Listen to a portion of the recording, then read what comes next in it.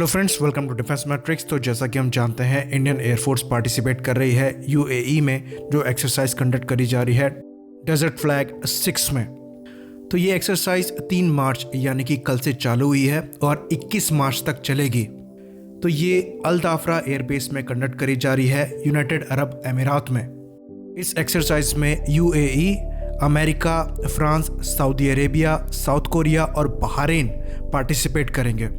तो इस एक्सरसाइज में जो इनविटेशन मिला है वो ये शोकेस करता है कि भारत का जो स्टैचर है वो मिडल ईस्ट में कैसे बढ़ रहा है और पाकिस्तान का जो इन्फ्लुएंस है भारत के अगेंस्ट में वो कैसे कम होता जा रहा है। तो ये जो डेजर्ट फ्लैग एक्सरसाइज है ये एनुअल एक्सरसाइज है, मल्टी नेशनल एक्सरसाइज है और ये हर साल कंडक्ट होती है। पहली बार भारत को इन्वाइट किया गया है इसमें, और सिर्फ भारत को नहीं, साथ में काफ़ी दिग्गज देशों को भी इनवाइट किया गया है, जो कि शोकेस करता है भारत का स्टैचर वर्ल्ड में क्या चल रहा है। तो ये जो नया वर्ल्ड ऑर्डर फॉर्म हो रहा है उसमें इस्लामिक कंट्री या इस्लामिक ब्रदरहुड का जो कॉन्सेप्ट है वो काफ़ी पीछे जा चुका है। अब बात खाली उनकी होती है जो सक्षम है और जहाँ से फ़ायदा है। तो भारतीय वायुसेना की तरफ से 6 Su-30 MKI, 2 C-17 और 1 IL-78 टैंकर जो है वो पार्टिसिपेट कर रहे हैं। तो C-17 ग्लोबमास्टर जो है वो सपोर्ट प्रोवाइड करेगा IF कंटिजेंट के इंडक्शन और डी इंडक्शन में। बाकी जो इंडियन एयरफोर्स के Su-30 MKI हैं वो डायरेक्ट फ्लाइट में गए हैं इंडिया से अल दाफरा एयरबेस में IL-78 टैंकर का यूज़ करते हुए। तो इस एक्सरसाइज का जो एम है वो ऑपरेशनल एक्सपोजर प्रोवाइड करना है पार्टिसिपेटिंग फोर्सेस को, और साथ में ट्रेनिंग के लिए सिमुलेटेड कॉम्बैट ऑपरेशन सिनेरियो में। तो यहाँ पर प्रैक्टिसेस भी होंगी, एक दूसरे के जो बेस्ट टेक्निक्स हैं वो भी शेयर होंगी। तो यहाँ पर रियलिस्टिक वॉर सिनेरियो को क्रिएट किया जाएगा और प्रैक्टिस करी जाएगी उन सिनेरियोज में। बाकी पार्टिसिपेट करने वाले देशों की बात करें तो यूएई के पास मिराज 2000 है अच्छे खासे नंबर में और ये अपग्रेडेड मिराजेस हैं।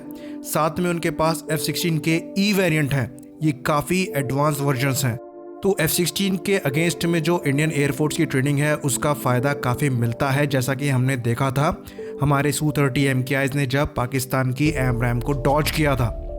वहीं पर हम सऊदी अरेबियन एयरफोर्स की बात करें तो इनके पास F-15 ईगल्स हैं, वो एडवांस F-15s हैं जिनके साथ जो कॉम्बैट एक्सपीरियंस है वो काफ़ी महत्वपूर्ण रहेगा। बाकी अमेरिका की बात करें और फ्रांस की बात करें तो उनकी साइड से रफाल, F-16 और F-15 इन्वॉल्व होंगे। तो एक बहुत अच्छा एक्सपोजर होगा इंडियन एयरफोर्स के लिए, जहां पर वो इतने एडवांस एयरक्राफ्ट के साथ ट्रेनिंग करके उनकी ताकत और कमज़ोरियों दोनों को समझ सकेंगे, साथ ही साथ उनकी जो टैक्टिक्स हैं उससे भी सीख सकेंगे। तो ये सब जो एक्सरसाइज होती हैं वो काफ़ी ज़्यादा इंपॉर्टेंट होती हैं एक एयरफोर्स की ट्रेनिंग को इम्प्रूव करने के लिए, और यही रीज़न है कि इंडियन एयरफोर्स को एक काफ़ी बड़ा एज है चाइनीज़ एयरफोर्स पे, जो ऐसी एक्सरसाइजेस कंडक्ट नहीं करता है और ना ही ज़्यादा इन्वॉल्व होता है। हर एयरफोर्स के खुद के एक्सपीरियंसेस होते हैं और ऐसी एक्सरसाइजेस में वो एक्सपीरियंस शेयर होते हैं, जिसका फ़ायदा एक्चुअल वॉर टैक्टिक्स को डेवलप करने में मिलता है। तो एक एयरफोर्स कितनी बेटर है उसका अंदाज़ा उसकी एक्सरसाइजेस से पता लगता है, जो इंटरनली चल रही हैं वो, और जो बाहर मल्टीनेशनल एक्सरसाइजेस हो रही हैं उनसे। तो ये एक अच्छी पहल है जहां पर लाइक माइंडेड जो एयरफोर्स और कंट्रीज़ हैं वो साथ में एक्सरसाइजेस कर रही हैं और अपनी एबिलिटीज़ को बढ़ा रही हैं।